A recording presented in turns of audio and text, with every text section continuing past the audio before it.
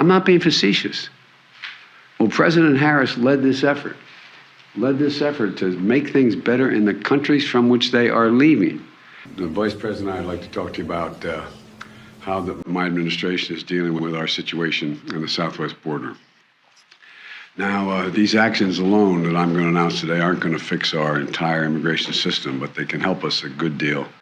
For example, since August of last year, Customs and Border Patrol have seized more than 20,000 pounds of deadly fentanyl. That's enough to kill as many as 1,000 people in this country. 20,000 pounds of fentanyl. It's a killer. It's a flat killer. In fact, the previous administration used a rule called Title 42 to deal with as a means to expel people at the border. People turned away under Title 42, and they're not they're not barred from trying to come back. They've been turned away. They go back. They try again. They try again. Well, you know, particularly insightful about this, Title 42 is going to go away before the end of the year in terms of the Supreme Court, my prediction. And then we're going to have to use Title 8. 8, right? Am I right? Yeah, Title 8. 8, 9. And which is 100 new immigration judges. So people don't have to wait years to get their claims adjudicated, which they have a right to make a claim legally. And the failure to pass and fund this comprehensive plan has increased the challenges that we're seeing at our southwest border. No one knows this better than the Vice President. And to truly understand what's happening there, it's important to step back and see the bigger picture here. You know, I know it's hard to see, but because our politics has been so divisive, you know it's getting much better, you've all observed, but it's been so darn divisive that it clouds the picture.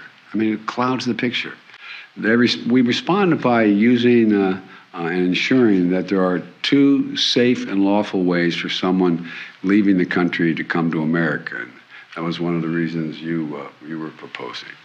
First, if they're seeking asylum, they can use an app on their cell phone called CBP1, O-N-E, CBP1, O-N-E. That's to spell it out, not the number 1.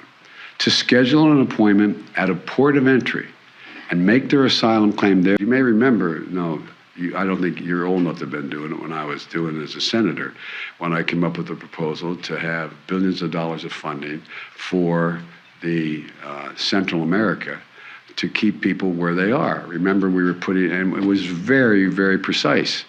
For example, if a country was in economic difficulty, and most of them are because of climate and other things, and we say, okay, well, they have a problem. Well, guess what? They don't have lighting in their town squares. They can't